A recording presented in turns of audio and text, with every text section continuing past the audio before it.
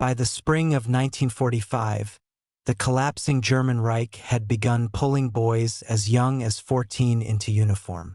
Historical military records from the U.S. National Archives show that by March and April, entire units of the Volkssturm and Hitlerjugend were made up of teenagers, many carrying rifles they barely knew how to use. These boys were not trained soldiers but frightened students pushed into the front lines as Germany's defenses crumbled under the Allied advance.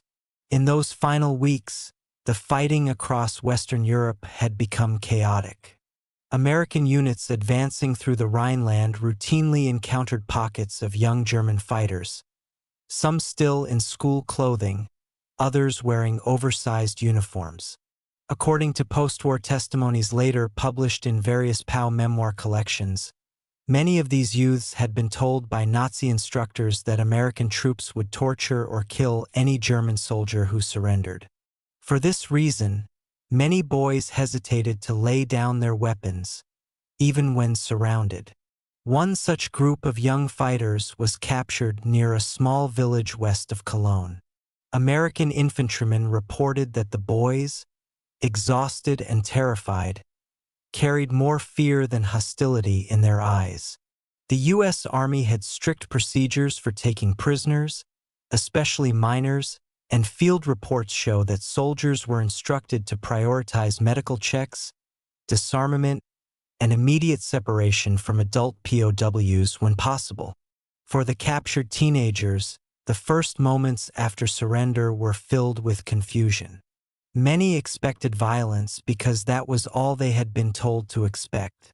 Yet instead of punishment, they were met with calm instructions, food rations, and blankets. One former youth POW later recalled in an oral history project that the American soldiers seemed tired and human, not the monsters we had imagined. This reaction was common among young prisoners who had been raised on years of wartime propaganda. The boys were gathered in an improvised holding area, usually an open field or farmyard, and processed according to Allied regulations. U.S. military policy required that child POWs receive medical evaluations, and historical medical records confirmed that many were malnourished, suffering from influenza, or weakened after months of food shortages caused by the collapsing German supply lines. As the boys were moved toward larger collection centers along the Rhine, they witnessed scenes that would mark the end of the world they had known. Burned farmhouses, abandoned German vehicles, frantic civilians searching for relatives, and the constant rumble of Allied convoys heading deeper into the heart of Germany. The collapse of the Nazi government had created a vacuum. No clear orders, no functioning communication, no structure.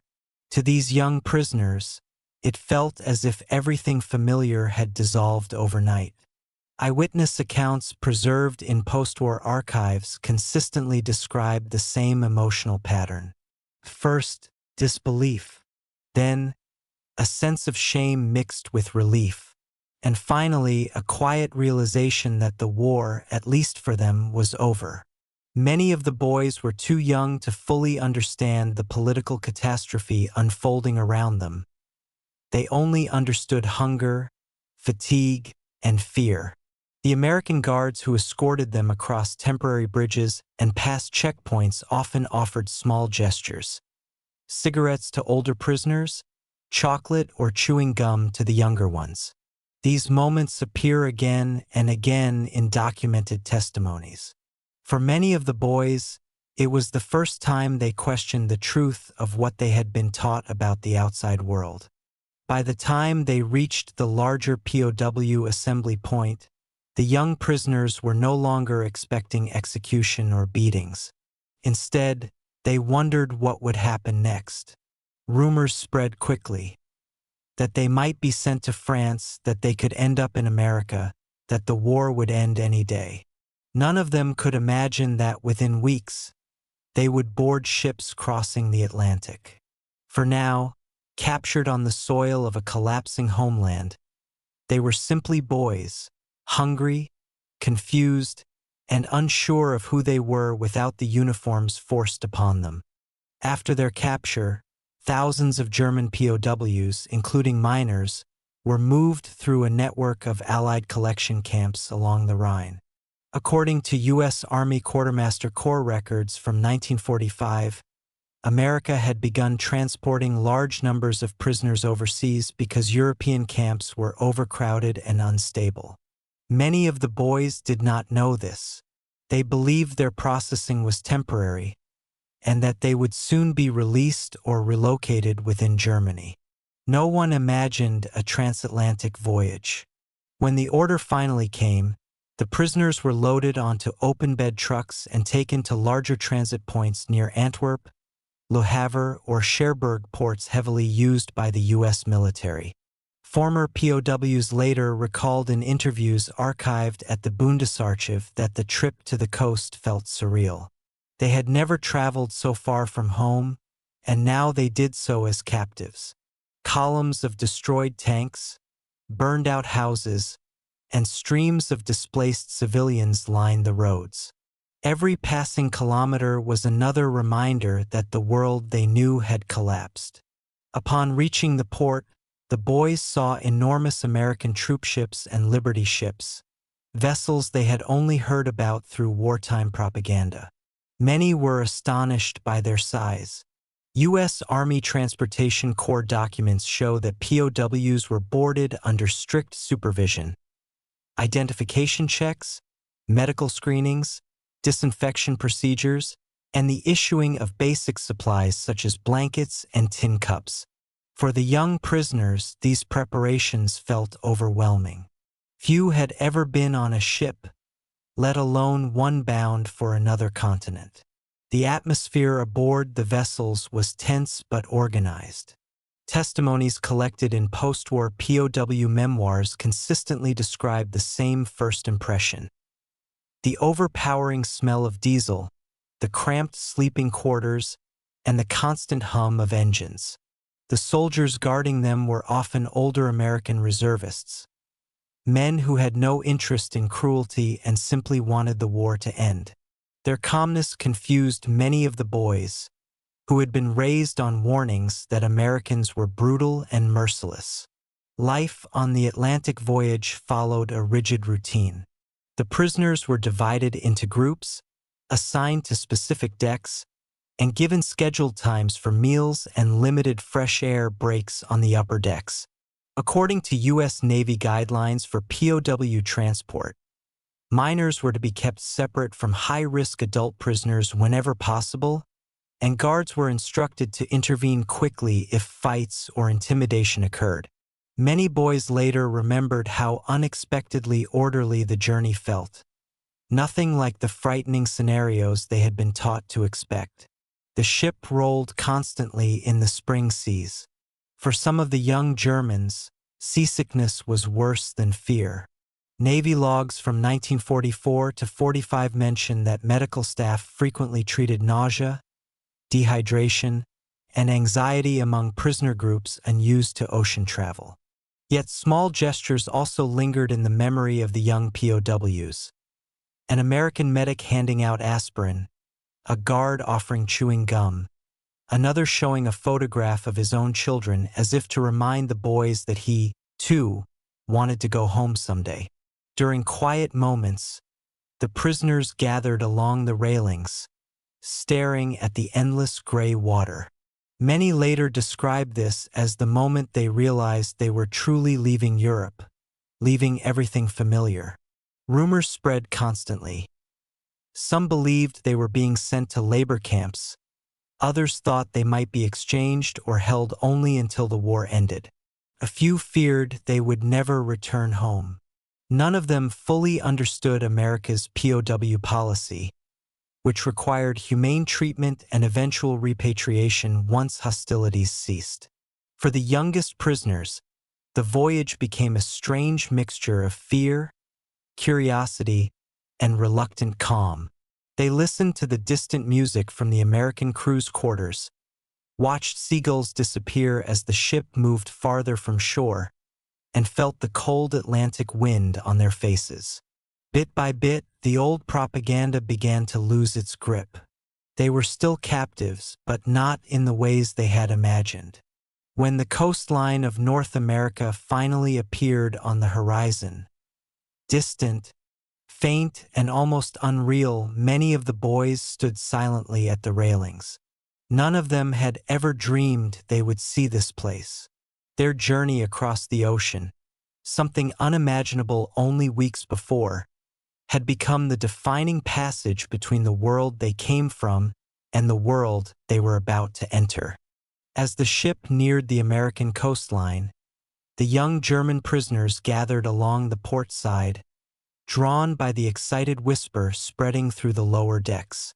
According to multiple POW interviews archived in the U.S. National World War II Museum and the Bundesarchiv, the first sight of America was often described as unbelievable, peaceful, and shockingly different from everything we were taught. These boys had been raised on years of Nazi propaganda insisting that the United States was a land of criminals, poverty, and violent chaos. Nothing in their upbringing prepared them for the reality approaching across the waves. Their first sight was not a war zone, but the distant outline of a calm shoreline, industrial docks, wide harbors, and rows of buildings standing untouched by bombs. For many German youth POWs, this was the first moment they understood that the war had never reached American soil. U.S. Army Transportation Corps records confirm that ships typically arrived at ports such as Boston, Newport News, or New York, where busy civilian workers continued their routines with little attention to the incoming POW transports. As the ship entered the harbor, the boys watched cranes load cargo, women drive trucks, and American workers laugh among themselves. Scenes entirely different from the starving, exhausted Europe they had left behind. Some prisoners, recalling the moment decades later in oral history recordings, said they were stunned by the abundance. The clean docks, the modern equipment, the steady flow of food crates and fuel barrels. They had been told America was collapsing under corruption. Instead, they saw efficiency and stability. When the POWs disembarked, they were surrounded not by hostility but by strict, orderly procedure. The U.S. Army Military Police, following guidelines outlined in the 1944 War Department POW Manual, processed the prisoners calmly. Identity checks, medical evaluations, delousing, and registration. The guards rarely shouted. Most spoke with the detached professionalism of men performing routine work. For the young prisoners, this simple respect was disarming. Many later admitted that this moment shattered the last pieces of propaganda they had believed. What surprised the boys most was the reaction of ordinary Americans. Civilians on the docks glanced at them with curiosity, not hatred. Some simply continued their tasks without interest, treating the arrival of German prisoners as just another part of wartime life. One youth POW later recalled in a recorded interview, "We expected anger. Instead, people looked at us the way you look at workers leaving a factory shift." This emotional neutrality was more shocking than hostility. The boys were then loaded onto trains, typically old but well-maintained Pullman cars adapted for military transport. The journey inland revealed even more contradictions to what they had been taught. They passed through quiet towns with white-painted houses, large farms with healthy crops, and streets full of cars. More cars than some German boys had seen in their entire lives. Wartime rationing existed, but America still possessed a level of prosperity unimaginable in Europe. Many youth POWs later spoke about this moment as a turning point. They saw grocery stores with full windows, children riding bicycles, and families walking freely without fear of air raids. The U.S. government's own reports from 1945 noted that POWs frequently expressed astonishment at the normalcy of civilian life. One prisoner wrote in a post-war memoir that the journey from the East Coast to the interior felt like traveling from one world to another. Along the rail lines, some Americans waved at the passing trains. A few tossed apples or newspapers toward the cars. Small gestures that left a deep impression on boys who had grown up believing Americans were vicious. These gestures were often remembered decades later, mentioned in interviews as the first signs that kindness existed beyond national boundaries. When the train finally approached the POW camps, usually located in rural areas of Texas, Iowa, Kansas, or the Midwest, the landscape continued to surprise the prisoners.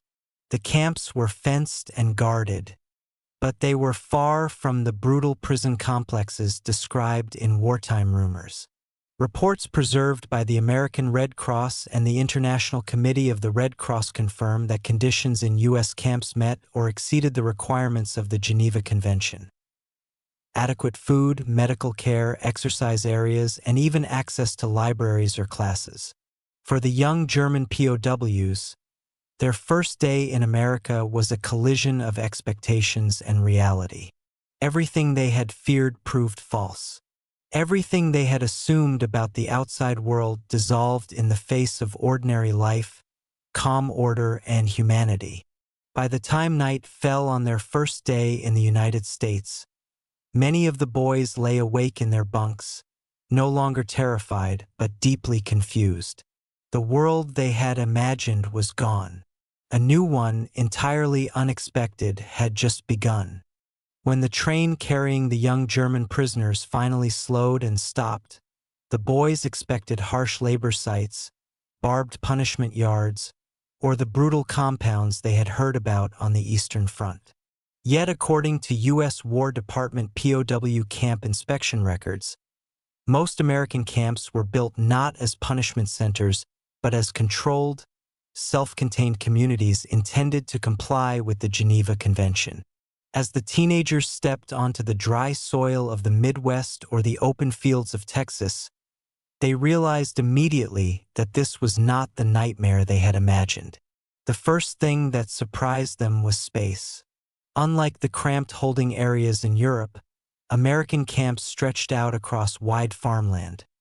Rows of wooden barracks, well-maintained kitchens, infirmaries, recreation fields, and work areas.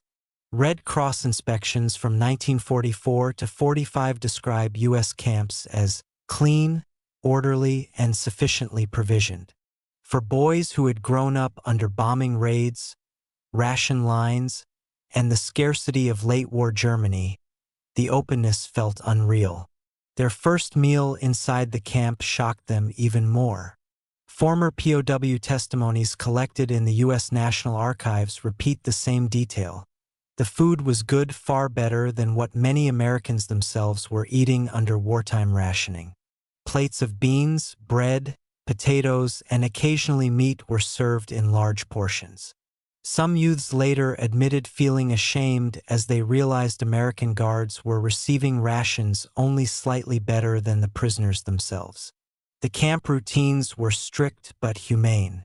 Morning roll call, work assignments, exercise periods, and scheduled free time were all regulated by the War Department's POW manual. Younger prisoners were often assigned to lighter duties, kitchen work, groundskeeping, or agricultural labor for local farms under supervision. Agricultural work became one of the defining aspects of POW life. Records from state agricultural boards confirm that German prisoners helped replace American farmhands who had gone off to war.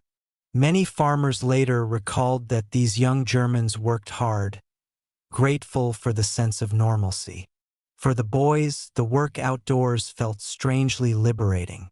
They were still prisoners, watched by U.S. guards, yet they walked under open skies, spoke freely, and handled real tools instead of rifles. One former youth POW, interviewed decades later, described it as the first time since the war began that life felt like life again. Inside the camp, the atmosphere was surprisingly educational. Under Geneva Convention rules, the U.S. allowed prisoners access to libraries, language classes, and even vocational training. Money earned from farm labor, paid in camp coupons rather than cash, could be spent on small comforts. Soap, stationery, chocolate, or books. Red Cross reports note that many youth POWs eagerly joined English classes, not out of admiration, but out of curiosity, and because it made the days pass more easily. What confused the young prisoners most was the behavior of the guards. Many were older Americans, farmers, teachers, small-town men serving in the military police. They enforced rules firmly, but they did not treat the boys cruelly. Some showed small acts of kindness, sharing newspapers, explaining local customs, or letting the younger ones see photographs of their families. These gestures chipped away at years of propaganda. The boys also noticed something else. Americans debated openly. Newspapers available in camp, though censored for sensitive military content, still showed political arguments, letters from citizens, and criticism of public policies. For youth raised in a totalitarian state, this openness was astonishing.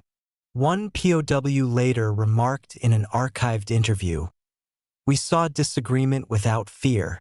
That alone was unbelievable." Even entertainment reached the camps. Visiting chaplains offered services, local musicians occasionally performed, and some camps showed films on weekends. Ironically, these were the first American movies many German boys had ever seen. Films they had been told were dangerous, immoral, or corrupting. Instead, they were simply stories. Yet, the strangest feeling of all was psychological. They were prisoners, but they had more safety and food than they had known in years.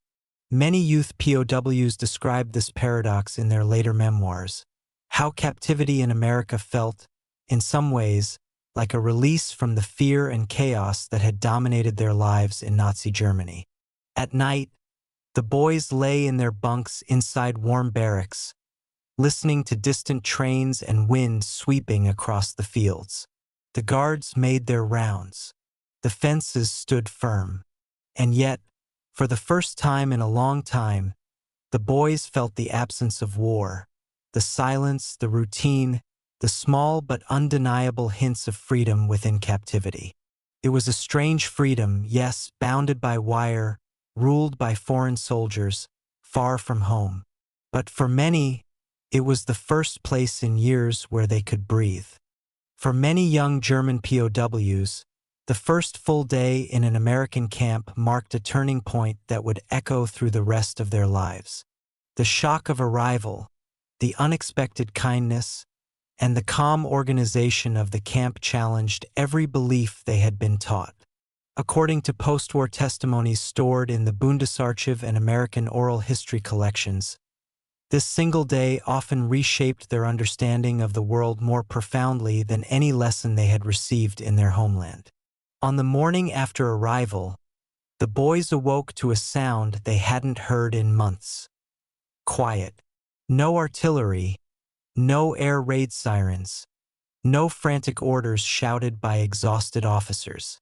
Just the steady movements of camp staff beginning their routines. Red Cross reports describe U.S. camps as remarkably stable environments, designed to keep prisoners healthy and productive. For teenagers raised in a collapsing Germany, this predictability felt astonishing. After roll call, the young prisoners were escorted to breakfast. Once again, the generosity of the portions surprised them. Many memoirs mention the same detail. American kitchens served oatmeal, eggs, bread, milk, and sometimes fruit. To boys who had survived the famine-like conditions of late-war Germany, such meals felt unbelievable. Later interviews reveal that some grew emotional, realizing that their captors were feeding them better than their own government had during the final months of the war.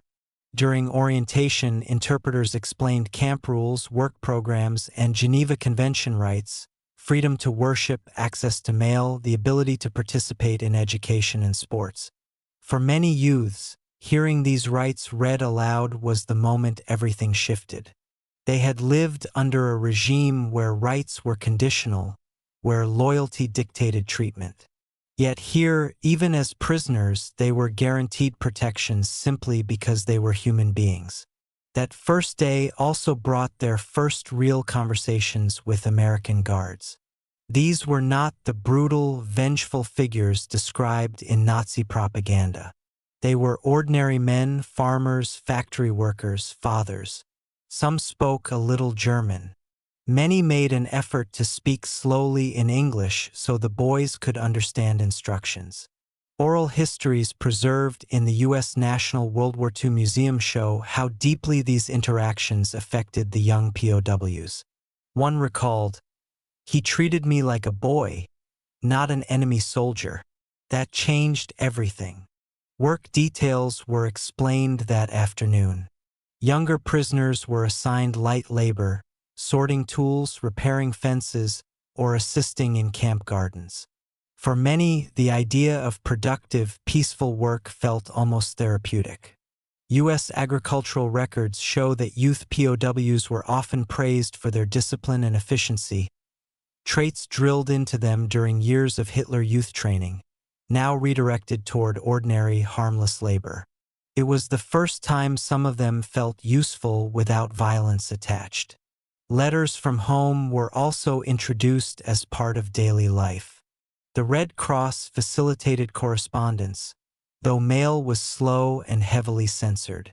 Still, the idea that they could write to their families from thousands of miles away gave many boys a sense of connection they had not expected. Survivors later said that the ability to send even a few lines back to Germany helped them understand that captivity did not mean disappearance. Perhaps the most powerful change came from simple observation. As the boys watched American civilian workers enter and leave the camp freely, maintenance men, drivers, Red Cross visitors, they saw a society functioning without fear. The newspapers available in camp, though reviewed by censors, still contained open political debate, criticism of officials, and discussions about civil rights. For youth who had only ever known propaganda, this was eye-opening. Scholars studying POW experiences often point to this exposure as a major factor in the political transformation many prisoners later described. That night, as the boys returned to their bunks, they carried a mixture of confusion, relief, and awakening. They had arrived expecting torment. Instead, they found structure, education, food, and an unexpected dignity. Many later recalled lying awake, replaying the day in their minds, realizing for the first time that everything they had believed about Americans, about democracy, freedom, and the enemy, had been built on lies. In countless interviews conducted decades after the war, former youth POWs repeated a similar sentiment. "My first day in America changed my life. It was the day I stopped seeing enemies and started seeing people." For these boys, that first day did not erase the trauma of war, nor did it diminish the longing for home. But it planted something new, an understanding of a world beyond ideology, a sense that respect could exist across borders, and a belief that their future did not have to be defined by the past.